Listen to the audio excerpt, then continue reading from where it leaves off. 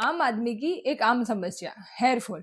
आजकल स्त्री हो या पुरुष, बच्चे हो, वृद्ध हो या यौवन, हर एक में एक आम समस्या देखी जाती है, हेयर फॉल। पर हेयर फॉल का समाधान लोग बहुत अलग अलग तरीके से ढूंढते हैं, पर कभी कभी मुझे लगता है कि उसका नतीजा उन्हें कुछ भी नहीं मिलता है। और उसकी वजह है, वह कभी भी उसका जो रूट कोज है, उसका मुख्यत्वे कारण है, वह असल तरीके से नहीं ढूंढ पाते। अगर जब तक हम हेयर फॉल का मुख्य कारण नहीं ढूंढेंगे और उसमें से हम मुक्ति नहीं पाएंगे, तब तक हमें हेयर फॉल का कभी भी समाधान नहीं मिल सकता है। तो हेयर फॉल को अगर रोकना हो तो उसके कारण जानने बहुत जरूरी है।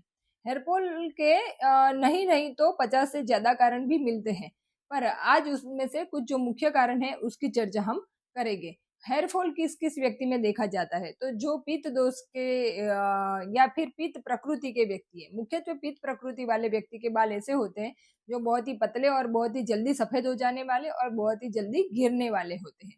अगर कोई व्यक्ति पित्त प्रकृति का नहीं है, पर फिर भी अगर उसमें पित्त दोष की विकृति है या पित्त दोष की वृद्धि है, तो उसमें भी हेयर फॉल हमें मिलता है। जो व्यक्ति ज्यादा खारा, खट्टा, तीखा रस का सेवन करता है, बहुत अधिक स्ट्रेस में रहना, बाल या हमारे सिर पर सीधी धूप, पवन या धूल मिट्टी का रहना, हमारे स्काल्प में यानी कि हमारे सर में कोई लोकल डिजीज होना, जैसे कि सोरियाटिक पेचिस होना या फिर डैंड्रफ का लंबे समय से होना, बहुत सारे अलग अलग रोगों का एक सिम्टम देखा गया है हेयर फॉल। जैसे कि डायबिटीज है, बीपी है, हाइपोथायरॉयडिज्म है, टीबी है, इन सब में हमें हेयर फॉल एक ऐसे सिम्टम देखा गया है।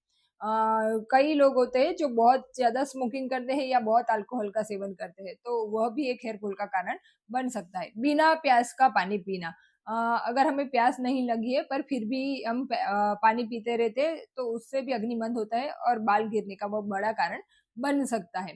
भूख, प्यास, मल मूत्र ऐसे वेगों को रोकना, यानी कि हमारे नेचुरल अर्जिस जो है उसको रोकना। बालों में रेगुलर तेल नहीं डालना, उसकी वजह से भी बहुत सारे बाल झड़ते हैं। बालों को अति गर्म या अति ठंडे पानी से वॉश करना यानी धोना। हर एक चीज में ऊपर से नमक डालना या सार या आथे वाली सोडे वाली चीजों का बहुत ज्यादा सेवन करना। किसी किसी व्यक्तियों में हमें लंबे समय से कॉन्स्टिपेशन देखने मिलता है, तो लंबे समय तक का जो कॉन्स्टिपेशन है वो भी आगे जाते हेयर फॉल क्रिएट करता है।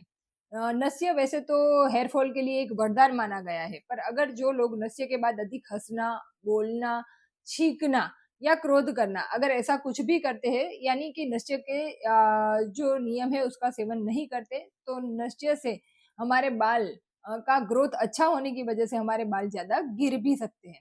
मैंने पास्ट पार्ट 1 में बताया था उस तरह कि केश वो हमारी एक अस्थि की उप धातु है, यानी हमारी अस्थि यानी हमारे बोन। अगर हमारे हड्डियों का कोई भी रोग है या हमारी अस्थि धातु में कोई भी तकलीफ होगी, तो उसका भी सीधा प्रभाव हमारे बाल पर आ सकता है, यानी हेयर फॉल हो सकता है। बालों में बिना काम का और बहुत ही ज्यादा कॉम्बिंग करना, कई कई बार जब हम कोई लंबी बीमारी से जूझते हैं, तो लंबी बीमारी के बाद भी काफी हेयर फॉल देखने मिलता है। और last but not the least, अगर जब कोई माता यानी कोई स्त्री अगर प्रेग्नेंट है और वो उस समय में बहुत ज्यादा नमक यानी कि लवण रस का बहुत ज्यादा उपयोग करती है, तो उसके गर्भ में जो बच्चा पल रहा है उसका भी पित्त दोष बिगड़ जाता है, और उसकी पित्त दोष की विकृति से आने वाले बच्चे में भी खाली यानी कि उसके बाल गिरना और गंजेपन जैसी समस्या दिख सकती है। तो ये बहुत सारे कारण हैं कि जो बार बार हमारे हेयर फॉल का कारण बन सकते हैं। तो जब तक हम उसका मूल कारण नहीं जानेंगे, उसे दूर नहीं करेंगे, तो तब तक हम इसी समस्या में उलझे रहेंगे। Thank you. जय धन्वंतरि।